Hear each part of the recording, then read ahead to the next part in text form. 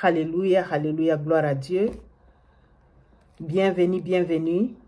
Nous disons merci à Dieu pour ces moments précieux qu'il nous accorde aujourd'hui afin que nous puissions encore faire un partage autour de la personne de Dieu. La personne de Jésus-Christ. Selon ce que l'Esprit de Dieu met dans mon cœur, nous allons lire des passages bibliques pour chercher à comprendre qui est Dieu, pour arriver à comprendre qui est Dieu. Alors nous commençons par une petite prière. Père, au nom de Jésus-Christ, je suis devant toi à ce moment. Je dis merci pour ces moments précieux que tu m'as donnés, afin que je puisse encore me retrouver ici pour faire un partage autour de la personne de Jésus-Christ. À toi, je me recommande au Esprit Saint de Dieu. Laisse que seul tu puisses parler au travers de moi et que seul tu puisses être entendu au travers de ma voix. Car tu connais les besoins du cœur de ton peuple. Sois élevé, sois exalté. Commence avec moi jusqu'à ce que tu vas achever avec moi et que tout ce que je peux dire ici soit seulement pour la gloire de ton nom. Au nom puissant de Jésus-Christ, je prie. Amen. Nous allons lire les évangiles selon Jean, chapitre 1, du verset 1 à verset 3. Ça, c'est notre lecture principale. C'est écrit ainsi. Au commencement était la parole, et la parole était avec Dieu, et la parole était Dieu. Elle était au commencement avec Dieu. Toutes choses ont été faites par elle. Rien de ce qui a été fait n'a été fait sans elle. Nous voyons au travers de ces versets que tout a été créé par la parole de Dieu. Dieu a tout créé par sa parole. Donc Dieu a parlé et alors tout a existé. Et ceci nous renvoie en Genèse. Quand nous lisons Genèse, nous voyons que tout a été créé par la parole. Dieu n'a que parlé. Dieu a parlé et les choses se sont faites. Les choses sont devenues réelles. Quand nous lisons en Genèse chapitre 1, au commencement, Dieu créa les cieux et la terre. Et la terre était informe et vide. Il y avait des ténèbres et à la surface de l'abîme. Et l'Esprit de Dieu se mouvait au-dessus de la terre. Dieu dit que la lumière soit. Et la lumière fit. Voilà. Dieu dit. Donc Dieu parla. Dieu n'avait pas agi.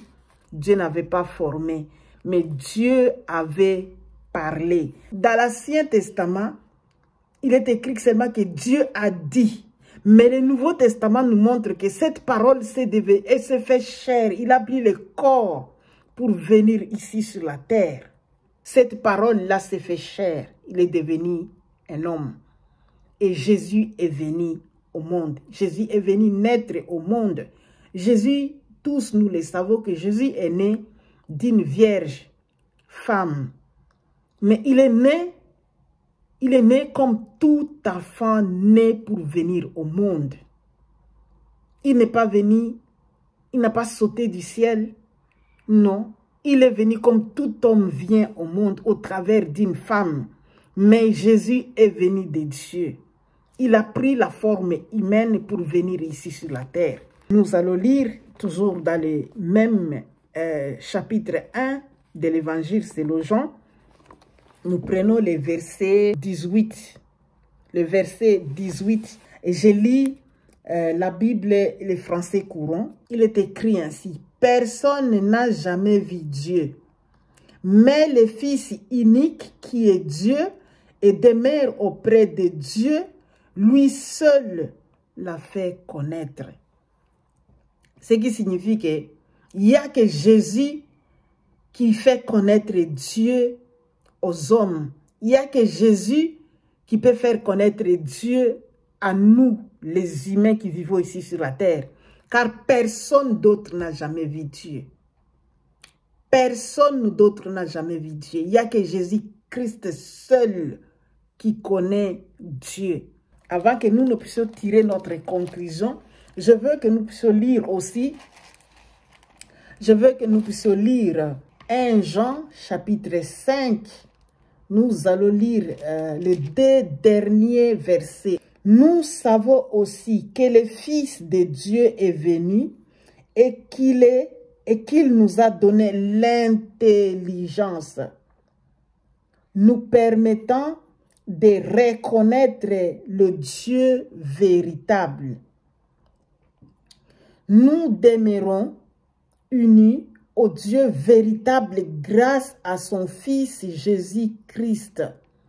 C'est lui le Dieu véritable. C'est lui la vie éternelle. La vie éternelle, c'est quoi? La vie éternelle, c'est avoir Jésus-Christ. Celui qui a Jésus-Christ a la vie éternelle. Celui qui n'a pas Jésus-Christ n'a pas la vie éternelle. C'est en Jésus-Christ que nous connaissons Dieu. C'est Jésus-Christ qui nous donne l'intelligence de connaître Dieu. Pourquoi à ce sujet, il y a beaucoup de polémiques, il y a beaucoup de discussions autour de la personne de Jésus-Christ. 1 Jean a été écrit toujours par l'apôtre Jean. C'est le même qui a écrit l'évangile selon Jean et c'est le même qui a écrit aussi le livre de la Révélation ou l'Apocalypse. Et il a été l'un des disciples de Jésus qui a été vraiment aimé par Jésus-Christ. Il était à côté de Jésus-Christ. Il a entendu Jésus-Christ parler. Et c'est lui qui est en train d'écrire. Il se pose beaucoup de questions. Dire que si Jésus-Christ est Dieu, alors quand il était ici sur la terre, est-ce qu'il y avait vacances au ciel? Non, il n'y avait pas vacances au ciel. Pourquoi? Dieu est omnipotent. Dieu est omnipotent. Tel que moi je suis ici, à Sweden, Dieu est avec moi ici. Dieu avec celui qui est en Australie. Dieu avec ceux qui sont en Afrique. Dieu est avec ceux qui sont en Amérique. Il est le seul qui est partout. Donc quand Jésus-Christ est venu ici sur la terre, c'est Dieu lui-même qui est venu ici sur la terre. Et il n'y avait pas vacances au ciel.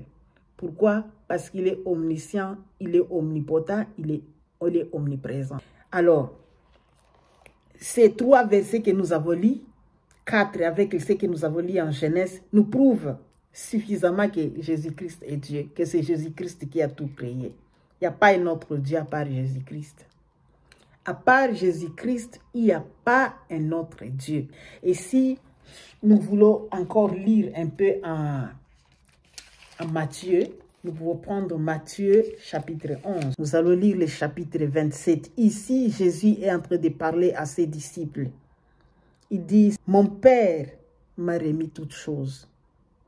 Personne ne connaît le Fils si ce n'est le Père. Et personne ne connaît le Père si ce n'est le Fils. Et c'est à qui le Fils veut le révéler. C'est à qui le Fils veut le révéler. Raison pour laquelle, si le Fils ne te révèle pas qui est Dieu, c'est vraiment difficile de comprendre. Et si nous remontons un peu à haut, ça nous donne encore un peu de lumière. Qu'est-ce que Jésus dit? En Matthieu chapitre 11, verset 25. Nous allons lire 25 et 26. Il dit ça. À ce temps-là, Jésus s'écria, « Ô Père, Seigneur du ciel et de la terre, je te remercie d'avoir révélé aux petits ce que tu as caché aux sages et aux gens instruits. Oui, Père, tu as bien voulu qu'il en soit ainsi. Mon Père m'a remis toutes choses. Personne ne connaît le Fils si ce n'est le Père. Et personne ne connaît le Père si ce n'est le Fils. Et ceux à qui le Fils veut le révéler. Donc pour savoir Dieu, il faut être révélé par Jésus-Christ. Il n'y a que Jésus-Christ qui nous donne cette intelligence-là de comprendre qui est Dieu. Et il parle, il dit, c'est difficile de comprendre ces faits par l'intelligence humaine. L'intelligence humaine ne les comprend pas. Ce n'est pas au travers des instructions, dire qu'on a beaucoup étudié, on a été à l'école pour comprendre qui est Jésus-Christ. Non. Si on se met à comprendre par l'intelligence humaine, on finit toujours par être embrouillé. Mais la Bible nous montre à suffisance que Jésus-Christ est Dieu. Que Jésus-Christ, c'est lui qui a tout créé. Donc cette parole que Dieu prononçait pour qu'il puisse faire, qu'il y ait quelque chose qui existe. Voilà Jésus. Voilà Jésus, la parole de Dieu. Voilà Jésus. C'est comme moi, ce que je dis, ça vient de moi. C'est ma parole. Voilà avec Dieu. Jésus, c'est la parole qui sort de la bouche de Dieu et qui agit. Voilà Jésus. Mais quand Jésus est venu sur la terre, c'est cette même parole-là qui a pris chair et qui est venue ici sur la terre. Raison pour laquelle, quand Jésus parlait, beaucoup s'étonnaient. Beaucoup disaient, on n'a jamais entendu quelqu'un parler comme cet homme. Donc la parole de Jésus-Christ, ça apaisait le cœur, ça parlait, ça réconfortait. Ça redonnait encore de l'espoir. Raison pour laquelle même aujourd'hui, c'est la parole de Dieu qui redonne encore de l'espoir où il n'y a pas d'espoir. La parole de Dieu console. Jésus-Christ, c'est Dieu. Ne cherchons pas à comprendre qu'il y a beaucoup de dieux. Jésus-Christ, c'est Dieu. Maintenant, nous disons comme ça, pourquoi alors dire qu'il est le Fils de Dieu? Il est Dieu, mais pourquoi lui-même aussi s'appelle le Fils de l'homme? Si il est appelé le Fils de Dieu, c'est parce qu'il est venu naître comme un homme. C'est ça, c'est tout ce qui fait que Jésus devient Fils de Dieu. Mais il est Dieu lui-même. Il est Dieu lui-même. S'il est appelé Fils de Dieu, c'est parce qu'il est né comme un enfant. Un enfant. Alors, raison pour laquelle il est devenu enfant de Dieu. Enfant premier-né de Dieu. Mais il est Dieu. Il était Dieu lui-même. Donc, Dieu est venu au monde lui-même au travers de Jésus-Christ.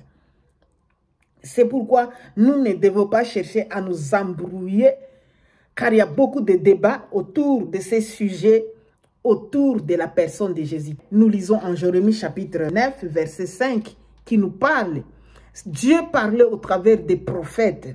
Et ici, Dieu parle au travers d'Ésaïe, qui a vécu longtemps, très longtemps avant l'arrivée de Jésus ici sur la terre. Mais qui, au travers duquel Dieu prophétisait, Dieu disait que lui-même, il viendra au monde pour faire quoi? Pour sauver le monde. Pourquoi? Parce que le monde était en train d'être opprimé par les diables.